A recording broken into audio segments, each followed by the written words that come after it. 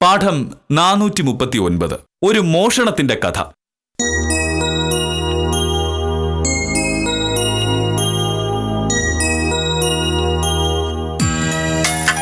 അമ്മേ, ഞാൻ ഇറങ്ങുന്നു. രാവിലെ താലൂക്ക് ഓഫീസിൽ പോയിട്ട് വേണം വില്ലേജ് ഓഫീസിൽ പോകാൻ. എന്നോടെന്തോ അത്യാവശ്യ കാര്യം സംസാരിക്കണമെന്നാണ് അവസ്ഥക്കാർ പറഞ്ഞത്. ഇറാഖിലെ യുദ്ധത്തിന്റെ കാര്യമായിരിക്കും മോഹനേട്ടാ. അതിന് മോഹനേട്ടൻ ഇടപെട്ടാൽ മാത്രമേ തീരൂ. കാര്യം പറയുമ്പോ തമാശ പറയരുതെന്ന് നിന്നോട് ഞാൻ 1000 വട്ടം പറഞ്ഞിട്ടുണ്ട്. തഹസീൽദാർ എന്നെ കാണണമെന്ന് പറഞ്ഞ സ്ഥിതിക്ക് എന്തെങ്കിലും പ്രധാനപ്പെട്ട കാര്യമായിരിക്കും. അതെന്ത് വേണമെങ്കിലും ആവട്ടെ. നിങ്ങൾ തഹസീൽദാരായി, വില്ലേജ് ഓഫീസറായി, റവന്യൂ ഡിപ്പാർട്ട്മെന്റായി. എനിക്ക് പറയാനുള്ള വേറൊരു കാര്യമുണ്ട്. എന്റെ കൂടെ ജോലി ചെയ്യുന്ന സത്യപാലിന് ഒരു അനീതിയുണ്ട്, അനുരാധ. അവക്ക് നാഷണൽ ബാങ്കിൽ ജോലി കിട്ടി. അതുകൊണ്ട് മോഹനേട്ടൻ അറിയാലോ നമ്മുടെ നാട്ടിലെ സ്വകാര്യ ബാങ്കുകളുടെ രീതി. ഒരാളെ പ്രൊബേഷനിൽ ജോലിക്ക് വെച്ചാൽ ബാങ്ക് പറയുന്ന സമയത്തിനുള്ളിൽ ബാങ്ക് നിശ്ചയിക്കുന്ന ഒരു ഡെപ്പോസിറ്റ് അവരായിട്ട് തന്നെ ക്യാൻവാസ് ചെയ്യണം. പ്രൊബേഷൻ തീരുന്നതിന് മുന്നേ പറഞ്ഞിരിക്കുന്ന ഡെപ്പോസിറ്റ് പിടിച്ചാലേ ജോലി സ്ഥിരാവുള്ളൂ. ഇതാണ് സർക്കാർ സ്ഥാപനങ്ങളും സ്വകാര്യ സ്ഥാപനങ്ങളും തമ്മിലുള്ള വ്യത്യാസം. സർക്കാർ ഒരാളെ ഒരു ജോലിക്ക് വെക്കുന്നതിന് മുമ്പ് അയാൾ ആ ജോലിക്ക് പറ്റുന്നതാണോ എന്നറിയാൻ പലതരം പരീക്ഷണങ്ങൾ നടത്തും. ആള് കൊള്ളാം എന്ന് ബോധ്യപ്പെട്ടാൽ ജോലിക്ക് നിയമിക്കും, പിന്നെ അയാളെ മാറ്റില്ല. സ്വകാര്യ സ്ഥാപനങ്ങൾ അങ്ങനെ അല്ല. ജോലി അന്വേഷിച്ച് ആര് എന്നാലും ജോലി കൊടുക്കും. അത് കഴിഞ്ഞാണ് അയാൾക്ക് ജോലി ചെയ്യാനുള്ള കഴിവുണ്ടോ ഉണ്ടോ എന്നൊക്കെ അന്വേഷിക്കുന്നത്.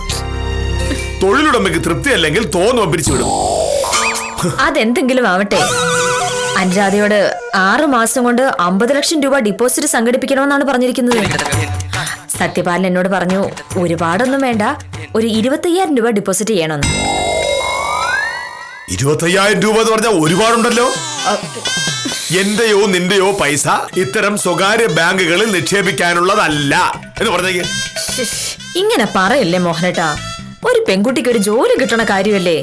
നമുക്കാണെങ്കിൽ നഷ്ടമൊന്നുമില്ല താനും. വേറെ ഏത് ബാങ്കിലിട്ടാലും കിട്ടുന്ന പലിശ ഈ ബാങ്കിലും കിട്ടും. പിന്നെന്താണ് കുഴപ്പം?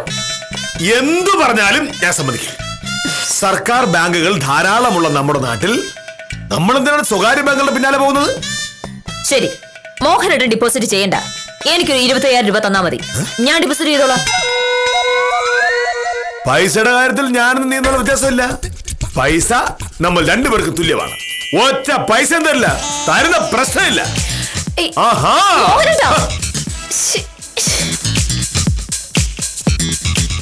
മോഹനേട്ടാ, ഇത് മുഷ്കാണ്. ഞാൻ ജോലി ചെയ്ത് സമ്പാദിക്കുന്ന പൈസ ഒരു തർക്കവും കൂടാതെ കൃത്യമായി ഞാൻ മോഹനേട്ടന്റെ കൈ തരുന്നുണ്ടല്ലോ. മോഹനേട്ടനത് മോഹനേട്ടന്റെ ഇഷ്ടത്തിന് ഏതെങ്കിലും ബാങ്കിൽ മോഹനേട്ടന്റെ പേര് ഡിപ്പോസിറ്റ് ചെയ്യും. ഇതുവരെയും ഞാൻ അതിനൊരു തടസ്സം പറഞ്ഞിട്ടില്ലല്ലോ. അങ്ങനെ നീ എന്റെ കയ്യിൽ തന്ന ഒരു പൈസ പോലും ഞാൻ നഷ്ടപ്പെടുത്തി കളഞ്ഞിട്ടില്ല എന്ന് മാത്രമല്ല, അത് ഭദ്രമായി ബാങ്കിൽ നിക്ഷേപിച്ചിട്ടുമുണ്ട്. ഇനിയും അങ്ങനെ തന്നെ മതി. അത് മതി. പക്ഷേ ഇത്തവണ ഒരു പെൺകുട്ടിയുടെ ജോലിക്കാരിയല്ലേ മോഹനേട്ടാ. നമ്മളായിട്ടൊരു ചെറിയ സഹായം ചെയ്തിട്ടുണ്ടെങ്കിൽ അവക്ക് ആ ജോലി സ്ഥിരമായിട്ട് കിട്ടും. അങ്ങനെയൊക്കെയല്ലേ നമ്മൾ ഓരോരുത്തരെ സഹായിക്കണ്ടേ? ഒരിക്കലും നീ ഈ പറയുന്ന ബാങ്ക് 3 മാസം കഴിയുമ്പോ പൂട്ടിപ്പോയാൽ നമ്മൾ നിക്ഷേപിച്ച പണം ആര് തിരികെ തരും? ഈ പറയുന്ന അനുരാധ തിരിച്ചു തരുമോ? ഇല്ലല്ലോ. എങ്ങനെയാണ് ബാങ്ക് പൂട്ടി പോകുന്നത്? അങ്ങനൊന്നും ഉണ്ടാവില്ല. ആര് പറഞ്ഞു? ഇതിലും വലിയ ബാങ്ക് പൂട്ടിപ്പോയിരിക്കുന്നു. പിന്നെയല്ലേ ഈ ബാങ്ക്. ആമേ, ഈ കാര്യത്തിൽ നമ്മൾ തമ്മിൽ ഒരു തർക്കം വേണ്ട. ഞാൻ പൈസ തരില്ല. മോഹനേട്ടൻ ഈ സംസാരം കേട്ടിട്ടുണ്ടെങ്കിൽ ഞാനത് വായ്പ ചോദിക്കാൻ തോന്നൂലോ. എനിക്ക് മോഹനേട്ടന് ഒരു പൈസ പോലും വേണ്ട. ഞാൻ അധ്വാനം സമ്പാദിച്ച് എത്രയോ രൂപ മോഹനേട്ടന്റെ കയ്യിലുണ്ട്. അതിൽ നിന്ന് ഒരു 25,000 രൂപ എനിക്ക് തരണമെന്ന് ഞാൻ പറഞ്ഞിട്ടുള്ളൂ. പണം തരില്ല എന്ന് ഞാൻ പറഞ്ഞിട്ടില്ല. പക്ഷേ ഇതുപോലുള്ള അപകടം പിടിച്ച ആവശ്യങ്ങൾക്ക് തരില്ല എന്നേ പറഞ്ഞിട്ടുള്ളൂ. എന്ത് അപകടം? ഇതിപ്പോ ഞാൻ സമ്പാദിക്കുന്ന കാശ് മോഹനേട്ടനേക്ക് തരുന്നേക്കാട്ട് നല്ലത് ഏതെങ്കിലും ബ്ലേഡ് കമ്പനി ഡിപ്പോസിറ്റ് ചെയ്യുന്നതാണല്ലോ. ഏറി വന്നാൽ ആ കമ്പനി പൂട്ടി പോകുന്നല്ലേ ഉള്ളൂ. മോഹനേട്ടന് കൈ തരുന്ന പൈസയും തിരിച്ചു കിട്ടില്ല. മോഹനേട്ടാ, നാളെ അനുരാധയ്ക്ക് പൈസ കൊടുക്കാന്ന് ഞാൻ വാക്ക് പറഞ്ഞിരിക്കുക. എനിക്കൊരു 25,000 രൂപ വേണം. ഞാൻ തന്നിട്ട് നീ അനുരാധയ്ക്ക് പണം കൊടുക്കില്ല. അങ്ങനെയാണെങ്കിൽ മേലിൽ എന്റെ കിട്ടുന്ന 1 രൂപ പോലും മോഹനേട്ടനെ തരുന്ന പ്രശ്നം ഉണ്ടാവില്ല. അതൊക്കെ ഭാവിയിലെ കാര്യം. നാളെ ഞാൻ നിനക്ക് 20,000 രൂപ തരികയുമില്ല. നീ അനുരാധയുടെ ബാഗിൽ നിക്ഷേപിക്കുകയില്ല. ഉറപ്പാണോ? ഉറപ്പ്. ശരി, അപ്പൊ അങ്ങനെ ആവട്ടെ. മോഹനേട്ടനൊരു തീരുമാനം എടുത്താൽ അതിജന്മം മാറില്ലെന്ന് എനിക്കറിയാം. പക്ഷേ ഇന്ന് മുതൽ ഞാനൊരു തീരുമാനം എടുത്തു. ഇനി മേലിൽ എനിക്ക് കിട്ടുന്ന ഒരു ഒറ്റ രൂപ പോലും ഞാൻ മോഹനേട്ടന്റെ കൈ തരില്ല. എനിക്ക് തോന്നുന്ന ബാങ്കിൽ തോന്നുന്ന പോലെ കൊണ്ടിടും. ആ, കുറെ കാശെടുത്ത് എനിക്ക് ഇഷ്ടം പോലെ സാരി ചുരിദാർ വാങ്ങും. ബാക്കി കാശ് കൊണ്ട് എല്ലാ ദിവസവും പുറത്ത് ഭക്ഷണം കഴിക്കും. പിന്നെ ബാക്കിയുണ്ടെങ്കിൽ റോഡിലൂടെ പോകുന്നവർക്ക് ചുമ്മാ അങ്ങ് കാശ് കൊടുക്കും. ഇതൊക്കെ അടുത്ത കേസ് വാദിച്ച് ജയിച്ച് നിനക്ക് ഫീസ് കിട്ടിക്കഴിയുമ്പോൾ കാര്യല്ലേ? ആദ്യം കേസ് കിട്ടണം, നീ അത് ജയിക്കണം. ജയിച്ചാലും കക്ഷി ഫീസ് കൊണ്ട് തരണം. അതൊക്കെ എളുപ്പത്തിൽ നടക്കുന്ന കാര്യമാണോ?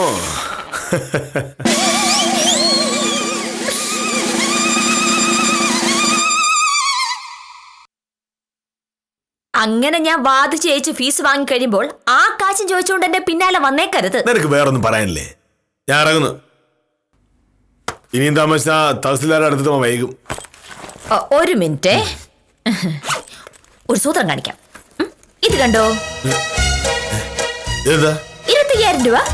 എവിടുന്ന്? കട്ടെടുത്തതുമല്ല, കടം വാങ്ങിയതുമല്ല. ജഗന്നാഥ് സാറിന്റെ കേസ് മിനിങ്ങാന്ന് വിധിയായ കാര്യം ഞാൻ പറഞ്ഞത് മോഹനേട്ടൻ മറന്നുപോയില്ലേ? ഇന്നലെ ഓഫീസിൽ വന്ന കണക്ക് തീർക്കാന്നായിരുന്നു ജഗന്നാഥ് സാറ് പറഞ്ഞത്. കണക്ക് പ്രകാരം 25,000-ൽ താഴെ രൂപയെ തരാനുണ്ടായിരുന്നുള്ളൂ. പക്ഷെ കേസ് ഇത്ര എളുപ്പത്തിൽ ജയിച്ചതിന്റെ സന്തോഷത്തിൽ ജഗന്നാഥ് സാറ് 25,000 രൂപ എടുത്ത് എന്റെ കയ്യിൽ വെച്ച് തന്നു. ഞാനത് അപ്പോൾ തന്നെ അനുരാധയെ വിളിച്ച് ഏൽപ്പിച്ചാലോ എന്ന് വിചാരിച്ചതാണ്. ഞാൻ ജോലി ചെയ്തുണ്ടാക്കുന്ന കാശ് എനിക്കിഷ്ടമുള്ള ബാങ്കിൽ ഇടാമെന്നും വേണമെങ്കിൽ തോന്നുന്ന പോലെ ചെലവാക്കാമെന്നും മോഹനേട്ടൻ പക്ഷെ ഇതല്ലേ സമ്മതിച്ചത്. ഞാൻ സമ്മതിച്ചിരുന്നില്ല. കുറച്ചു മുന്നേ മോഹനേട്ടൻ അത് സമ്മതിച്ചതേ ഉള്ളൂ. അതിപ്പോ ഈ പൈസ നീനോട് പറഞ്ഞില്ലല്ലോ. മനപ്പുറം പറയാതിരുന്നതാ. വില്ലേജ് ഓഫീസറുടെ മനസ്സിലിരിപ്പ് എന്താണെന്ന് ആദ്യം എനിക്ക് അറിയണമല്ലോ. അതിനു മുന്നേ ഞാൻ ഈ പണം കാണിച്ചാൽ മോഹനേട്ടൻ എന്നെ സോപ്പിട്ടത് വാങ്ങിച്ചെടുക്കും. അത് കഴിഞ്ഞ് ഞാൻ അനുരാധയുടെ കാര്യം പറയുമ്പോ കുറച്ചു മുന്നേ പറഞ്ഞ തരികിട സിദ്ധാന്തങ്ങളെല്ലാം നിരത്തും. അതറിയാവുന്ന കൊണ്ടാണല്ലോ ഈ കാശിന്റെ കാര്യം ഞാൻ പറയാതിരുന്നത്. എനിക്ക് അനുരാധയോടുള്ള വിരോധം കൊണ്ടല്ലല്ലോ ഞാൻ ഈ പറയുന്നത്. സ്വകാര്യ ബാങ്കുകളിൽ പണം നിക്ഷേപിക്കുന്നത് വലിയ അപകടമാണ്. നീ കഷ്ടപ്പെട്ട് അധ്വാനിച്ചുണ്ടാക്കുന്ന പണം നഷ്ടപ്പെട്ടു പോകരുത് എന്ന നിർബന്ധമുള്ളത് കൊണ്ടാണ് ഞാനിത് വാങ്ങിച്ചെടുക്കുന്നത്. ഇതാ ഇന്ന് തന്നെ സഹകരണ ബാങ്കോട് ഡെപ്പോസിറ്റ് ചെയ്യാം. അയ്യടാ, ആ വേല കയ്യിലിരിക്കട്ടെ. ഇന്നലെ ഞാൻ ഈ പണം അനുരാധയ്ക്ക് കൊടുത്തില്ലെന്നേ ഉള്ളൂ. മോഹനേട്ടനോട് ചോദിച്ചിട്ട് തരാന്ന് പറഞ്ഞു. ഇന്ന് ഞാൻ ലീവാ. നാളെ രാവിലെ തന്നെ ഓഫീസിൽ വരാൻ അനുരാധയോട് ഞാൻ പറഞ്ഞിട്ടുണ്ട്. പക്ഷേ ഭാമേ, 25,000 രൂപ ഇന്നൊരു ദിവസം വീട്ടിൽ വെച്ചോണ്ടിരിക്കാന്ന് പറഞ്ഞാല് എന്ത് പ്രശ്നം? ഈ 25,000 രൂപയ്ക്ക് ചോറ് ചായ ഒന്നും കൊടുക്കണ്ട. ഇതെന്റെ ബാഗിൽ വെറുതെ ഇരുന്നോളൂ. അല്ല, ഈ കള്ളന്മാരൊക്കെ ഒരുപാടുള്ള കാലാ. പേടിക്കാനില്ലെന്ന്. ഇന്ന് ഞാൻ ഇവിടെ ഉണ്ടല്ലോ. അപ്പൊ മോഹനോട് സ്ഥലം നോക്ക്. എനിക്കിവിടെ 100 കൂട്ടം പണിയുണ്ട്. വീട് മുഴുവൻ കഴുകി തുടയ്ക്കണം, മുറ്റമടിക്കണം, പാത്രങ്ങൾ കഴുകണം. ഉച്ചയ്ക്ക് മുന്നേ ഇതെല്ലാം തീർന്നാലും ഉച്ച കഴിഞ്ഞ് തുണി അലക്കിടാൻ പറ്റും. എന്നാലും ഭാമ, ഈ സ്വകാര്യ ബാങ്കിലൊക്കെ പണം നിക്ഷേപിക്കാൻ പറഞ്ഞുണ്ടല്ലോ. ഒരു കുഴപ്പമില്ല മോനേട്ടാ. ഇപ്പോഴെനിക്ക് അനുരാധയ്ക്ക് ജോലി കിട്ടുന്നതിനെക്കാട്ടിലും പ്രധാനം വേറൊരു കാര്യമാണ്. ആദ്യമായിട്ടാണ് എന്റെ പേരിൽ ഇത്രയും കാശ് ബാങ്കിലിടുന്നത്. ഇനി അങ്ങോട്ട് ഞാൻ സമ്പാദിക്കുന്ന കാശ് എന്റെ അക്കൗണ്ടിൽ. അതാണതിന് ശരി.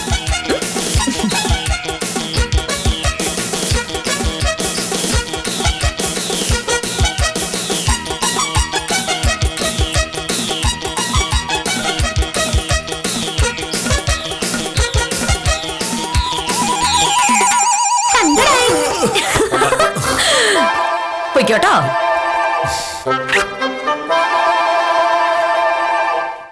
പൈസ അവളുടെ കയ്യിലുണ്ടായിരുന്നു അറിഞ്ഞിരുന്നെങ്കിൽ.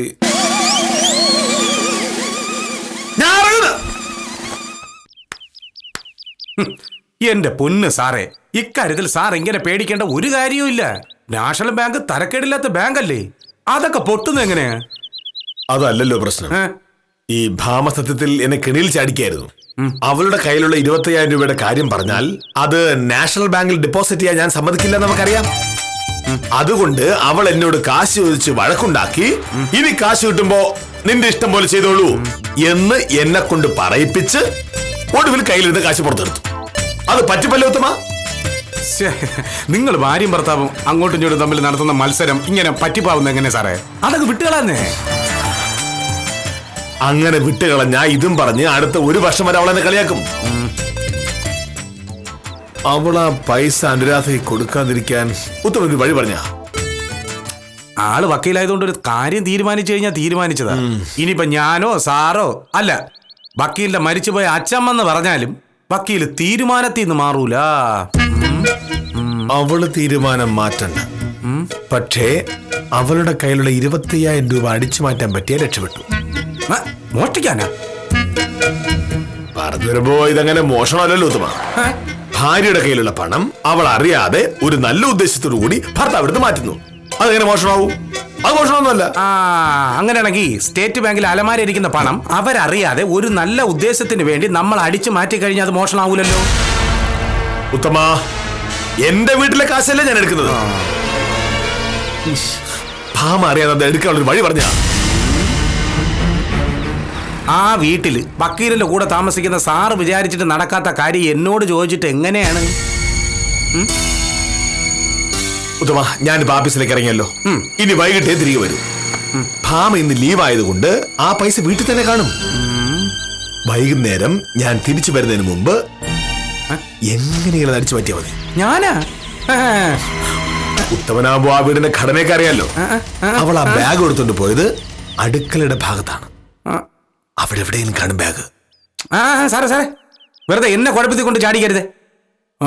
വക്കീൽ വീട്ടിലുള്ളപ്പോ ആ വീട്ടിൽ കയറി വക്കീലിന്റെ ബാഗിൽ നിന്ന് പൈസ എടുത്ത് തരുന്നതിനേക്കാളും നല്ലതേ ഞാൻ നേരത്തെ പറഞ്ഞ പോലെ സ്റ്റേറ്റ് ബാങ്കിൽ കയറി അടിച്ചു മാറ്റുന്നതാ. ചുമ്മാരി ഞാനില്ല ഇല്ലെന്ന് പറഞ്ഞാൽ എങ്ങനെയാ ഉത്തമ? ഇതെന്റെ അഭിമാനത്തിന്റെ പ്രശ്നം. ഞാൻ ഉത്തമൻ എത്രയോ സഹായങ്ങൾ ചെയ്തു തന്നിരിക്കുന്നു. അതൊന്നും മറക്കാൻ പാടില്ല കേട്ടോ. സഹായത്തിന്റെ കാര്യമൊന്നും പറയണ്ട, അത് വിട്. എന്തായാലും സാറ് പറഞ്ഞല്ലേ, ഞാൻ ഒരു ഐഡിയ പറയാം. ഞാൻ ആ വീട്ടിൽ കയറാൻ എന്തായാലും തയ്യാറല്ല. പിന്നെ പകരം ഏത് വീട്ടിലും കയറി എന്തു അടിച്ചു മാറ്റുന്ന ഒരു തന്നെ എനിക്കറിയാം. നീർക്കോലി നീലാണ്ടൻ. കള്ളനോ?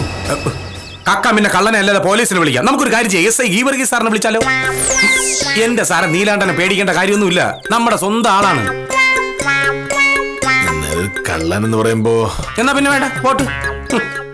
സാറേ, ലോകത്ത് ഒരു ഭർത്താവും കാണിക്കാത്ത തെണ്ടിത്തരമാണ് സാർ കാണിക്കാൻ പോകുന്നത്. അതിന് മാന്യന്മാരായ ആരെയും കൂടെ കൂട്ടാൻ പറ്റൂല. വേണമെങ്കിൽ വേണമെന്ന് പറ, ഇല്ലെങ്കിൽ ഞാൻ പോണ്. ശരി, നീലാണ്ടനെങ്കിൽ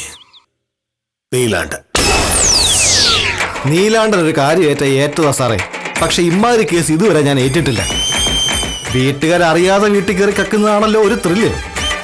ഇപ്പൊ സാറിന്റെ അനുവാദത്തോടെ കക്കുക എന്ന് പറഞ്ഞാ അല്ല നീലാണ്ട, നീ വലിയ ന്യായം ഒന്നും പറയാൻ നിൽക്കണ്ട. പറഞ്ഞതുപോലെ 25,000 രൂപ എടുത്ത് തന്നു കഴിഞ്ഞാൽ നിനക്കൊരു 1000 രൂപ അങ്ങ് തരും.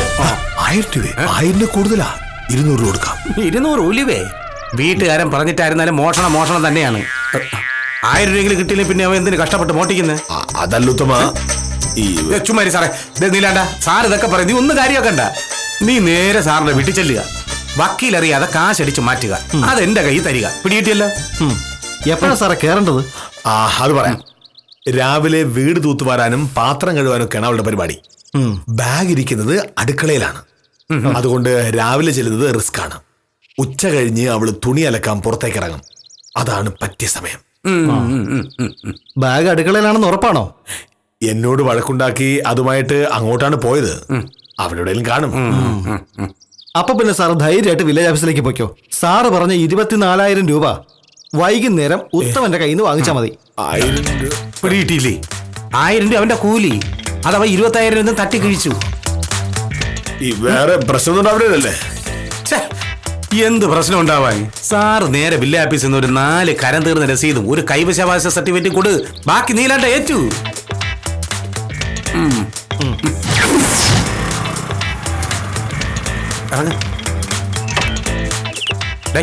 അതാണ് വീട്.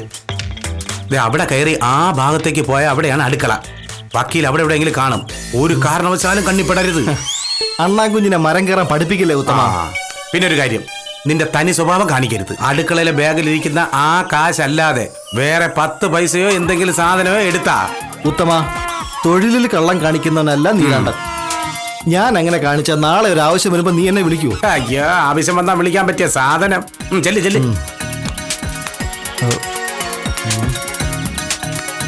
അല്ല, ഉത്തമൻ കൂടി വരികയാണെങ്കിൽ. എന്താടാ കമ്പനിയോട് ചീട്ട് കളിക്കാൻ പോവണ അവിടെ? നീ വേഗം പോയി കാര്യം സാധിച്ചിട്ട് വാ. ഞാൻ ഇവിടെ നിന്ന് ശരിയാവൂല. ഞാൻ ഈ താഴത്തെ റോഡിൽ കാണും. നീ ചെല്ലി ചെല്ലി ചെല്ലി പോ. പോണണ്ട പോടാ. ഇവ എന്തോന്ന് പെണ്ണു നോക്കിയാ പോണേ? എടാ, അവിടെ ഒന്നും ആരും ഇല്ല. പോ പോ. ആ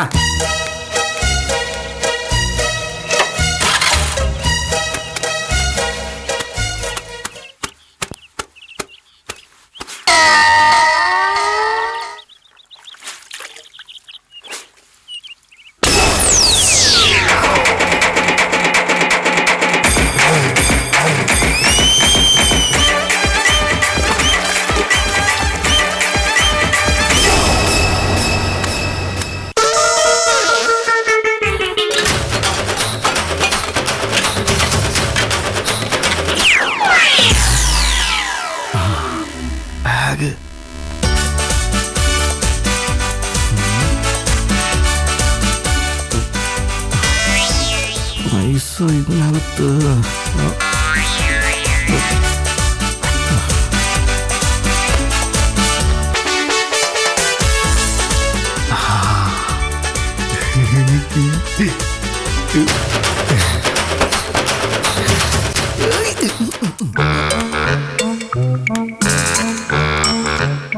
സാർ, ഞാനൊന്ന് കുറച്ച് നേരത്തെ പൊക്കോട്ടെ? എന്താ കാര്യം? അമ്മാവനും അമ്മായും കുട്ടികളൊക്കെ നാളെ വീട്ടിൽ വരും. വീട്ടിലേക്ക് കുറച്ച് സാധനങ്ങൾ വാങ്ങാനുണ്ടായിരുന്നു. ആഫീസ് സമയം കഴിഞ്ഞു പോയാൽ ഈ വാങ്ങാനുള്ള സാധനം ഒന്നും കിട്ടൂലേ? അതല്ല സാർ, എല്ലാം കൂടെ വാങ്ങാൻ ഒരു 1-1.5 മണിക്കൂർ എടുക്കും. 5 മണിക്ക് ഇവിടെ നിന്ന് ഇറങ്ങി ഞാൻ സാധനം വാങ്ങി വീട്ടിൽ ചെല്ലുമ്പോൾ ഒരു 7 മണിയാവും. ഒറ്റയ്ക്കല്ലേ ഉള്ളൂ സാർ, അതുകൊണ്ടാ. സാധാരണ രീതിയിൽ ഞാനിതൊന്നും സമ്മതിക്കാത്തതാണ്. പക്ഷേ ഇന്ന് എനിക്ക് ഭയങ്കര സന്തോഷമുള്ള ദിവസമായതുകൊണ്ട് മാത്രം ഞാൻ സമ്മതിക്കുന്നു. പക്ഷേ മേലിൽ ഇത് ആവർത്തിക്കരുത്. എന്താ സാർ ഇത്ര സന്തോഷം? സ്വയംപ്രഭ കല്യാണം കഴിഞ്ഞാൽ ഭർത്താവ് പറയുന്നത് അനുസരിക്കുമോ ഇല്ലയോ? അതിപ്പോ എന്താ സാർ അങ്ങനെ ഒരു ചോദ്യം? ഭർത്താവിനെ മനഃപൂർവ്വം പരിഹസിക്കാനായി സ്വയംപ്രഭ എന്തെങ്കിലും ചെയ്യൂ? മനഃപൂർവ്വം ചെയ്യില്ല. അങ്ങനെയാണ് മര്യാദയുള്ള ഭാര്യമാർ പെരുമാറുന്നത്. മര്യാദ ഇല്ലാത്ത ഭാര്യമാരുണ്ടെങ്കിൽ അവരെ മര്യാദ പഠിപ്പിക്കാൻ ഭർത്താക്കന്മാർക്ക് ചില കാര്യങ്ങൾ ചെയ്യേണ്ടി വരും. മനസ്സിലായില്ല സാർ. ഇപ്പൊ ഇത്രയൊക്കെ മനസ്സിലാക്കിയാൽ മതി. സ്വയംപ്രഭ നേരത്തെ പോയി വീട്ടിലേക്കുള്ള സാധനങ്ങളൊക്കെ വാങ്ങും. നാളെ അമ്മായി അമ്മാവനൊക്കെ വരുന്നതല്ലേ, അവർക്ക് 3 നേരം ഞം ഞം എന്ന് വല്ലതൊക്കെ ഉരുട്ട് മിഴുകണ്ടേ?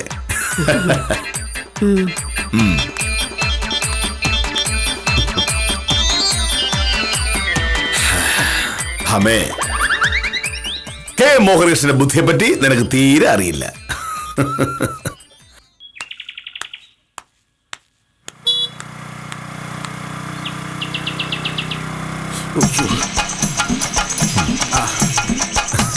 സാറേ, ഒരു പ്രശ്നമുണ്ട്. വില്ലാപ്പീസ് പോയിട്ട് വരികയായിരുന്നു. എന്താ തോമാ?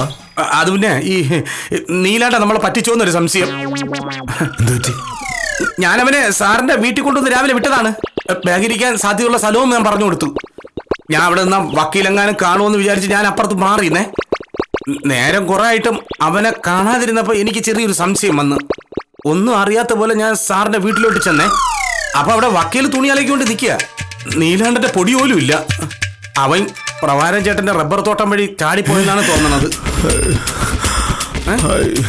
സാറേ സാറേ സാറേ, എന്റെ കാശ് ആശമായി എടുത്ത് കാണും. കാശ് കിട്ടാതെ മുങ്ങൂലല്ലോ. ഞാൻ അവനെ ഫോൺ വിളിച്ചേ, ഫോൺ ഓഫ് ചെയ്തിരിക്കുന്നു. ഞാനിപ്പോ അവന്റെ വീട്ടിൽ പോയിട്ടാണ് വരുന്നത്. അവ അവിടെ ഇതുവരെ ചെന്നില്ല. ഉത്തമ, ഞാൻ എപ്പോഴാ പറഞ്ഞത് കള്ളം പറയാൻ വിശ്വസിക്കാൻ പറ്റില്ലെന്ന്? ഉത്തമക്കാരൻ അക്കൗണ്ട് ആയത്. എനിക്ക് 20,000 രൂപ കിട്ടണം. എന്ന് പറഞ്ഞ് ഞാനിപ്പോ എന്ത് ചെയ്യായി? സ്വന്തം വീട്ടിൽ കയറി മോട്ടിക്കണമെന്ന് പറഞ്ഞത് സാറല്ലേ? അല്ലേ? ഈശ്വരാ, ഞാൻ അമ്മയോട് എന്ത് പറയും? നീലാണ്ടൻ എങ്ങനെ കണ്ടുപിടിക്കുന്നു? അവൻ കുളത്തിൽ മുങ്ങിയ ആറ്റിൽ പൊങ്ങുന്നവനാ. അവൻ ഈ 25,000 രൂപ അടിച്ചു പൊളിച്ചിട്ട് നാളെയോ മറ്റന്നാളോ വരും. അയ്യോ, നമുക്കാണെങ്കിൽ ഒരു അക്ഷരമെങ്കിലും മിണ്ടാൻ പറ്റുമോ? സാർ അറിഞ്ഞിട്ടാണ് സാറിന്റെ വീട്ടിൽ കയറി ഇന്ന് പുറത്ത് അറിഞ്ഞു കഴിഞ്ഞാ ആ നാണക്കേട് സാറിനല്ലേ സാറേ? അപ്പൊ 20,000 പോയി. 25,000 രൂപ പോയി കാണുമെന്നാണ് തോന്നുന്നത്. എന്തുവാ?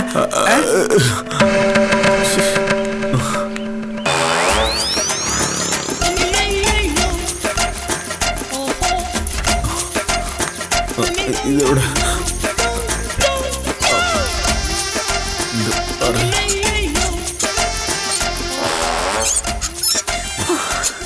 മോഹനേട്ടാ,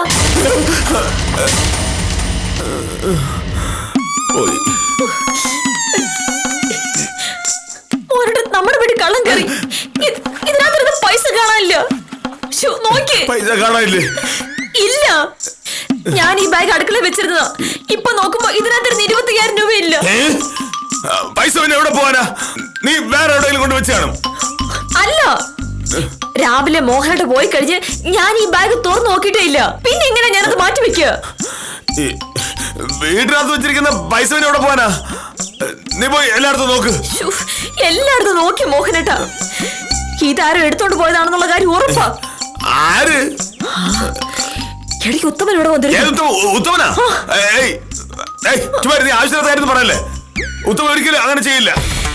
പിന്നെ ആരാ ഈ വീടിന്റെ അടുക്കള വരെ കയറി എന്റെ ബാഗിലെടുത്ത് പൈസ എടുത്തോണ്ട് പോയത്? നാളെ ഞാൻ അനുജാതയോട് എന്ത് പറയും? മോഹനേട്ട രാവിലെ എന്നെ പ്രായം കാണും, അല്ലെങ്കിൽ ഇങ്ങനെ സംഭവിക്കില്ല. ഈ വീട്ടിൽ ഇങ്ങനെ ഒരു സംഭവം ഉണ്ടായിട്ടില്ല.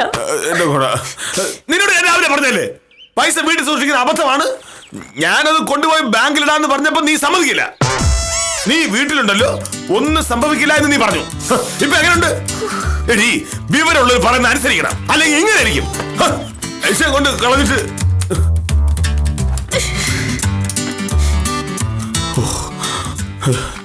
രക്ഷപ്പെട്ടു. അവക്ക് എന്നെ ഒരു സംശയമില്ല. എന്നാലും 25,000 രൂപ പോയല്ലോ.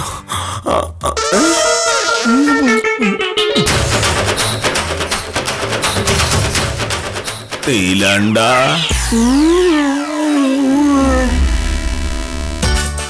ഇതെന്ത് പറ്റി? നീ എങ്ങനെ ഇതിനകത്തുള്ളൂ? അപ്പൊ വില്ലേജ് ഓഫീസർക്ക് നീലാണ്ടനെ അറിയാം. നീലാണ്ടോ? എനിക്കറിയില്ല. ഇതാരാ? നിനക്കെന്താ കാര്യം? അതെ അതെ അതെ, ഒരുപാട് നാടകം കളിക്കല്ലേ മോഹനേട്ട. നീലാണ്ടൻ എന്നോട് എല്ലാം പറഞ്ഞു. നീ വിശ്വസിക്കരുത്. നീലാണ്ട കള്ളനല്ലേ? ഒരു കള്ളന്റെ വാക്കാണോ വില്ലേജ് ഓഫീസറുടെ വാക്കാണോ വിശ്വസിക്കാൻ കൊള്ളുന്നത്? പറഞ്ഞു വരുമ്പോൾ നീലാണ്ടനെക്കാട്ടിലും വലിയ കള്ളൻ വില്ലേജ് ഓഫീസർ ആണല്ലോ. ബാക്കി നീലാണ്ട പറയും അല്ലേ? ഞാൻ വരില്ല. നടക്ക്. ഞാൻ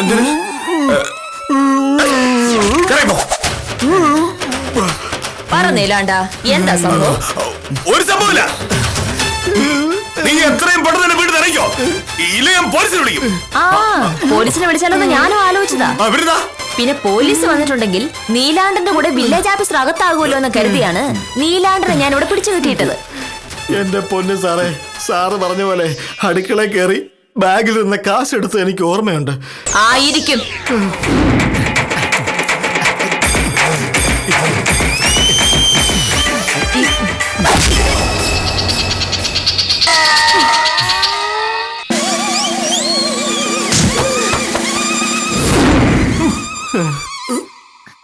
ബോധം തെളിഞ്ഞപ്പോ ഞാൻ ഈ അവസ്ഥയില്ല. പോയിക്കോ മാമ, അഴിച്ചു വിട്. എന്തായാലും പൈസ കിട്ടിയല്ലോ.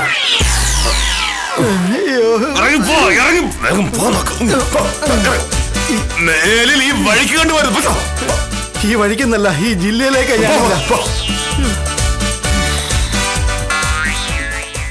മോഹനേട്ട, ഞാൻ ആത്മാർത്ഥമായിട്ടൊരു കാര്യം ചോദിച്ചാ മോഹനേട്ട സത്യം പറയൂ? മോഹനേട്ട ശരിക്കും ഭ്രാന്താണോ? സ്വന്തം വീട്ടിൽ കള്ളനെ കയറ്റി വിട്ട് ഭാര്യയുടെ ബാഗിലിരിക്കുന്ന കാശ് അടിച്ചു മാറ്റുമെന്ന് പറഞ്ഞ വേറെ മോഷിച്ചിരുന്നെങ്കിലോ? കേസ് കൊടുക്കാൻ പോലും പറ്റാത്ത അവസ്ഥയിലായി പോയനെ. അത് നീ എന്നെ വാശി പിടിപ്പിച്ചോണ്ട് ഞാൻ അറിയാതെ ചെയ്തു പോയത്. എല്ലാം ഉത്തമ കാരണം. ഈ ഐഡിയ പറഞ്ഞ ഉത്തമനാ. ഇനി ഉത്തമനെ കുറ്റം പറഞ്ഞാൽ മതി. ബാക്കി എല്ലാം പോട്ടെ, ഞാനിവിടെ ഒറ്റയ്ക്കല്ലേ ഉണ്ടായിരുന്നുള്ളൂ മോഹനേട്ടാ. അയാൾ എന്നെ ഉപദ്രവിച്ചിരുന്നെങ്കിലോ?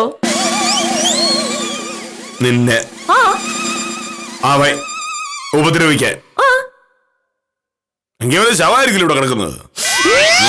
സ്വന്തം വീട്ടിൽ കയറി മോഷണം നടത്താൻ ഒരു കള്ളനെ വാടകയ്ക്കെടുക്കുന്ന ആദ്യത്തെ ആളായിരിക്കില്ല മോഹനകൃഷ്ണൻ. പക്ഷേ ഇതിനു മുമ്പ് അങ്ങനെ ഒരു സാഹസം കാണിച്ചിട്ടുള്ളവർക്ക് വീട്ടിൽ സത്യഭാമയെ പോലൊരു ഭാര്യ ഇല്ലാത്തതുകൊണ്ട് രക്ഷപ്പെട്ടു. വീട്ടിലുള്ള വക്കീലിന്റെ സ്വഭാവം ഇനിയും ശരിക്കും മനസ്സിലാവാത്ത വില്ലേജ് ഓഫീസറോട് സഹതാപം പ്രകടിപ്പിച്ച് ഇന്നത്തേക്ക് വിടാം.